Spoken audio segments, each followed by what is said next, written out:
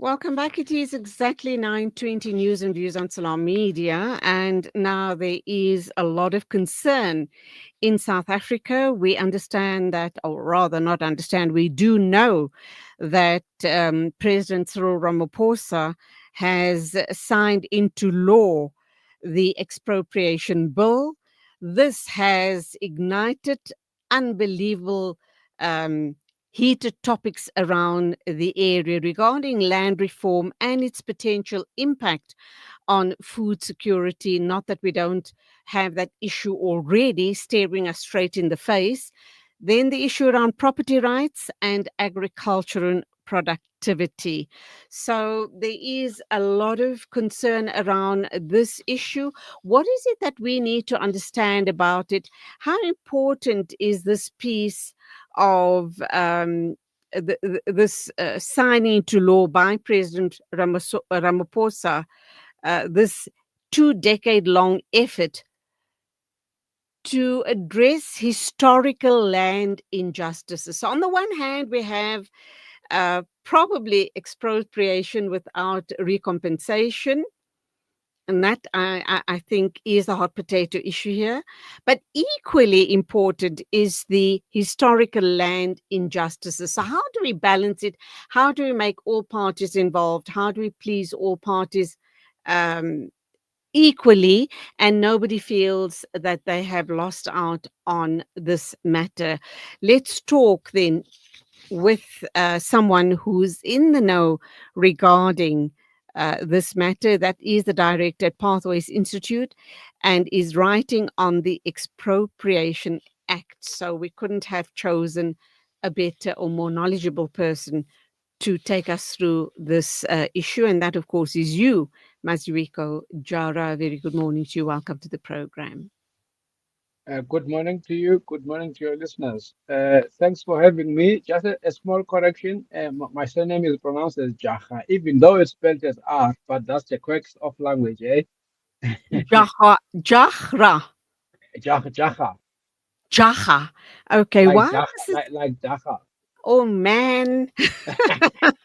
why does this why does this English language, or the Queen's English, continue to confound us like this? I mean, Exactly. why don't we spell phonetically? It would Exactly. it would just We ease up should. all of our. Yeah. Imagine We the kids at school starting to learn to read and write. And if it was everything pure phonetics, life would be a breeze. But that's another issue on its Exactly. own. Exactly. Um, how serious is this matter now regarding the expropriation bill? Uh, the bill that Ramaphosa signed into an act is important.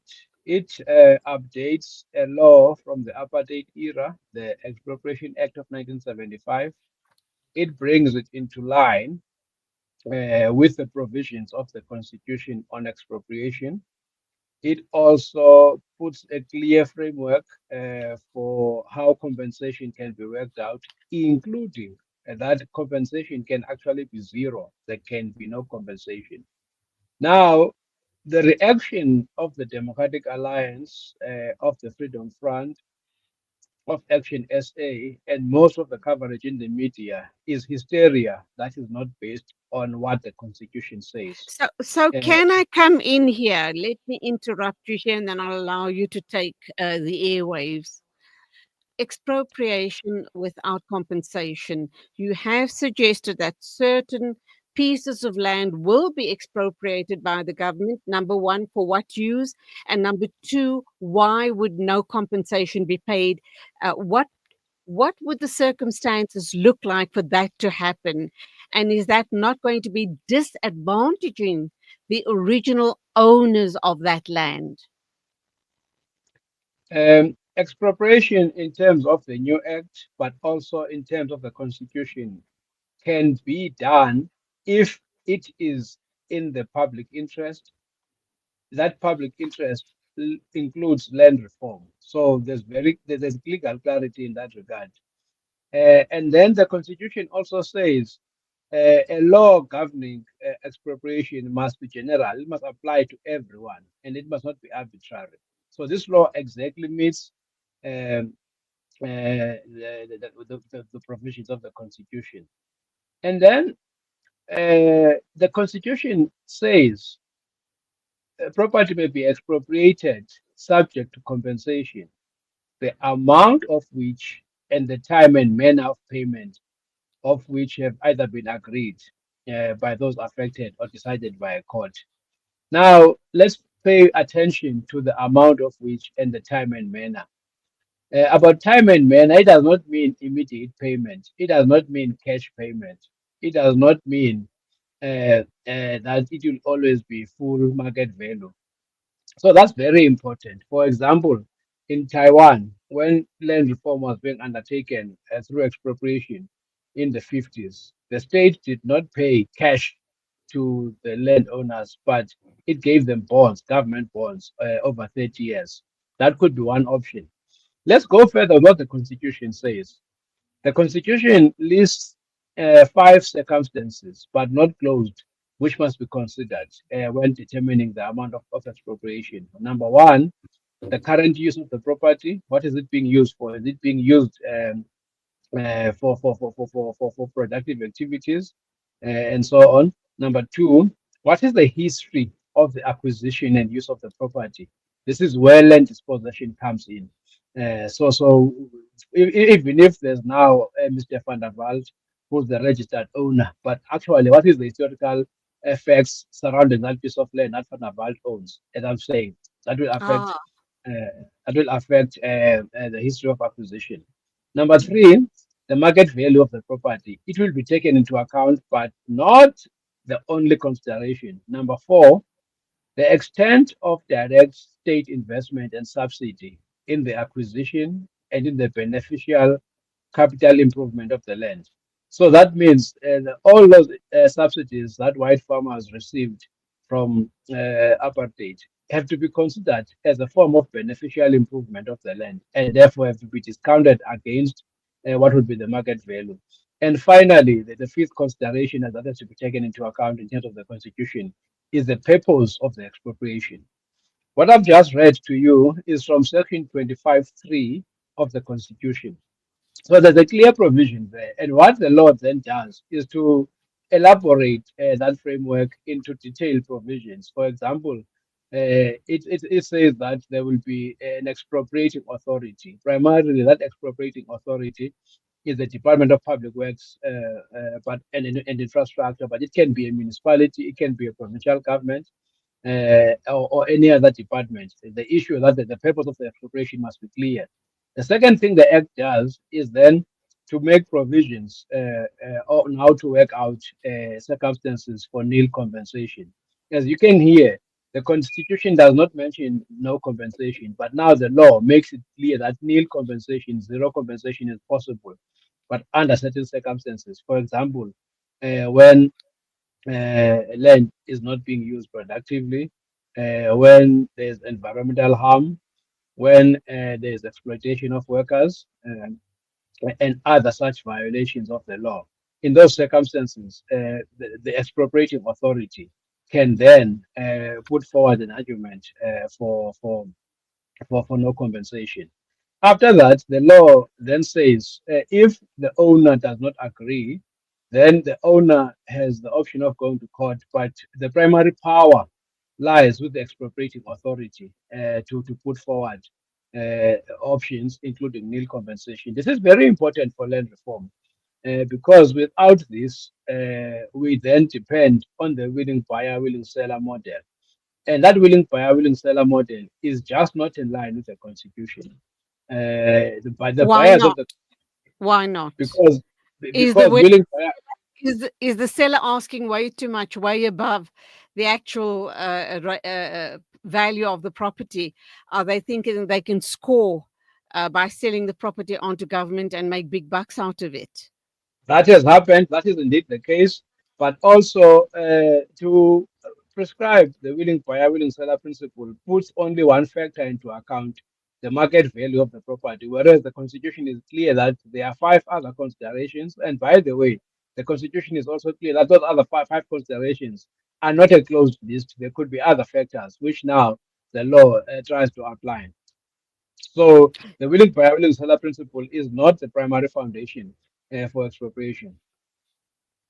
So, Mazibuko, let's look at this very important issue. What you've outlined now really clarifies the situation. It makes so much sense, and it does indicate that government has applied their minds regarding this matter. Of course, the DA and a few other political parties have objected to the signing of this bill. But be that as it may, it sounds very fair the way you've explained it to me. However, what about the man in the street?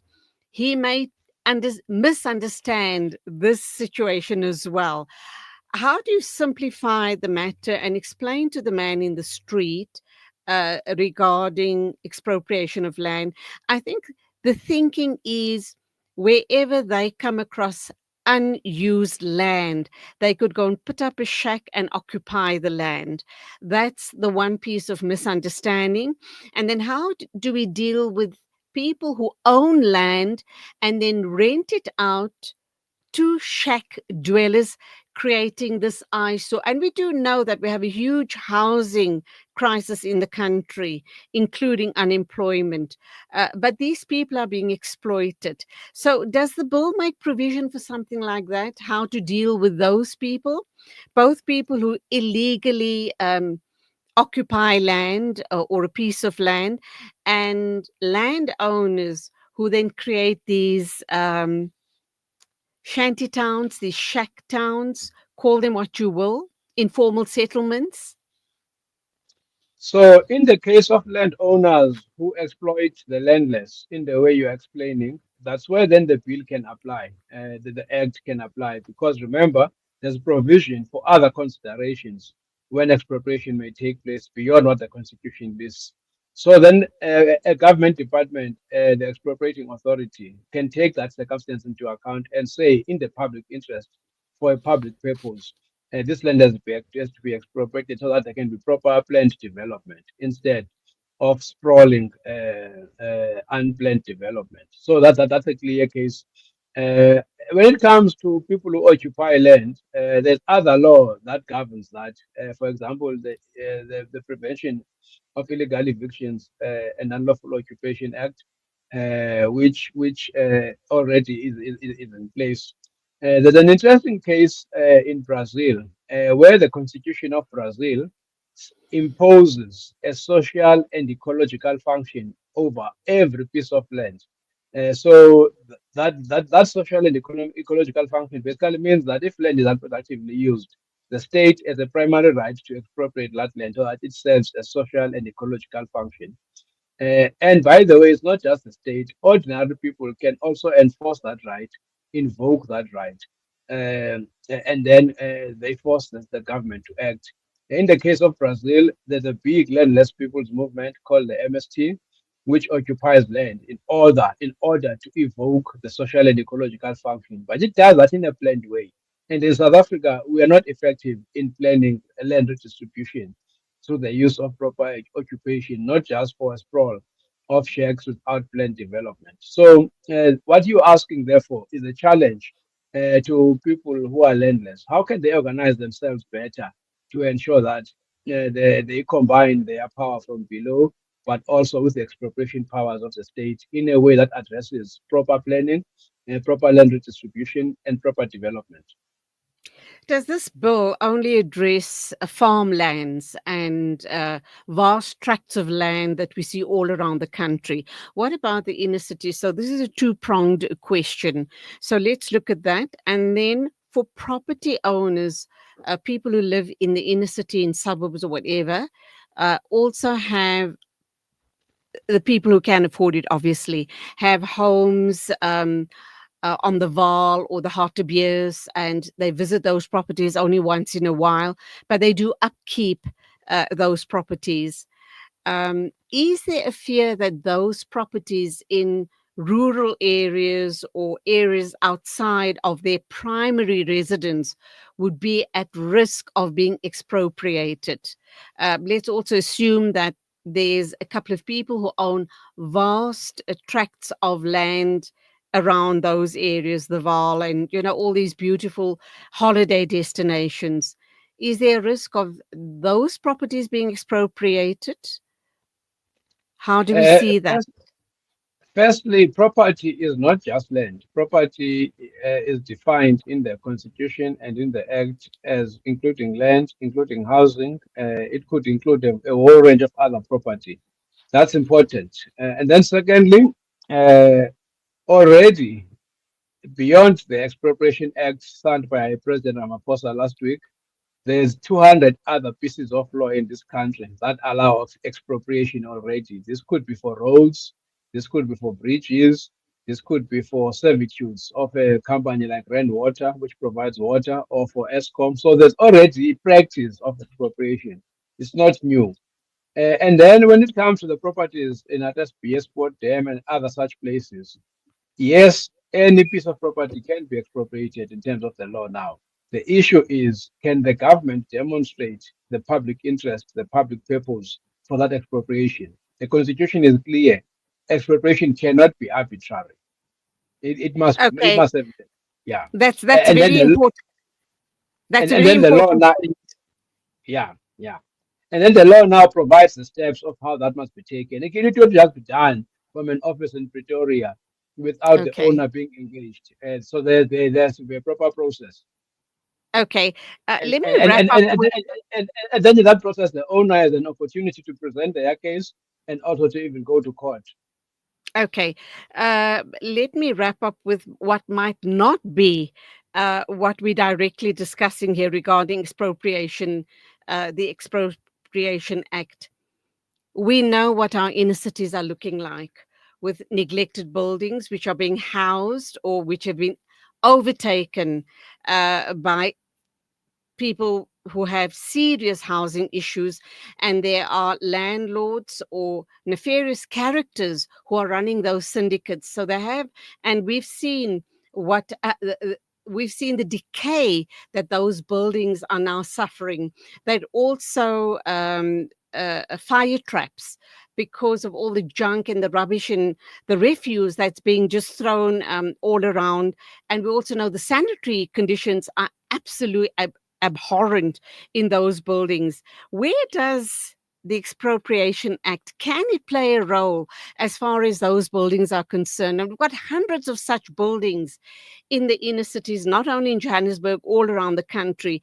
And if government can make a concerted effort at rehabilitating those buildings and then giving people their dignity by giving them dignified and proper housing, and then people won't be exploited by these nefarious characters, that these gangsters that coming in take over.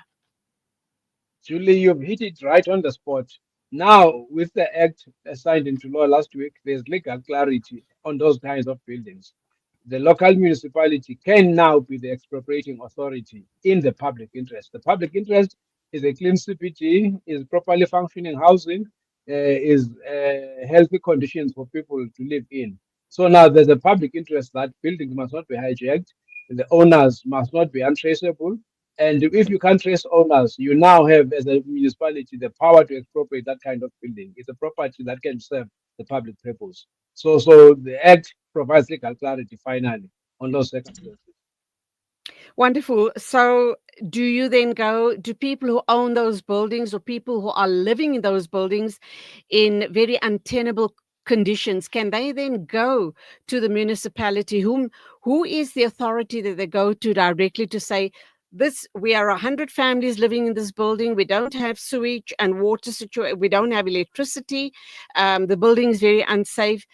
Is there anything the municipality can do to assist these people to rehabilitate the buildings so that they live in safer, sanitized housing, in these buildings? There must now be regulations to provide for how people can effect expropriation of such buildings. It is in the public interest to expropriate that kind of building because, for example, if you want to improve the electricity, the water reticulation, or even safety and security around the building, you can't do it if the owner is untraceable.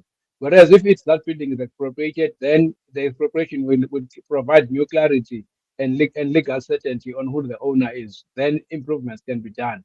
Now, what is outstanding is regulations to govern how that must happen.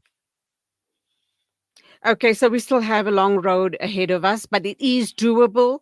It Yeah, probably is on the drawing board as you and I speak, and that is yeah. definitely a glimmer of hope for the decaying inner city as we see it. It can and must and will be rehabilitated. So we look forward to that. What would you like to share with us in closing, please? What is important going forward is to ensure that the legal challenge to the Expropriation Act threatened by the Democratic Alliance is opposed. We need organizations of the landless to rise up and file court papers as friends of the court to assert the right to expropriation as a form of land redistribution to achieve equity and justice. Mazibuko Jara, I hope I've said that correctly now. Mazibuko Jara, director at Pathways Institute, and of course, busy writing on the Expropriation Act. Thank you indeed for your Thank you. insights on this very important matter. Just very quickly, we're talking about it now. People will be very, very nervous, very excited, very worried about what's going to happen to their unused land. This is not going to happen overnight, is it? We're looking at a couple of years before we start seeing implementation. Well, implementation can start now, but in any Ah, case, even if that implementation can start now, there's a procedure. Notices must be issued, papers must be filed, and there must be negotiations. So it's not just going to be a swift takeover of land like that. No, it's not arbitrary. It's not chaotic. and it will follow a set legal procedure so that Yes, all parties have been served well under the under the constitution. indeed. The law provides details on how that must happen. Thank you. Thank you so very much. You go well. God bless. Okay, that was Mazibuko Hara, director at Pathways Institute. He's also writing on the Expropriation Act to give us some clarity regarding the noise around expropriation without recompensation. He has outlined it pretty clearly. And I guess if you have any other comments, questions, or concerns around this issue, then I suggest you try and do your homework before you get very, very concerned, nervous, and hot under the collar about this matter. 9:43 news and views on Salam Media. We still have to listen to the Fired Up series by Hafiz Imran Chunara from Africa Muslim Agencies, but we will be doing that in a little while. First, we have to take an ad break.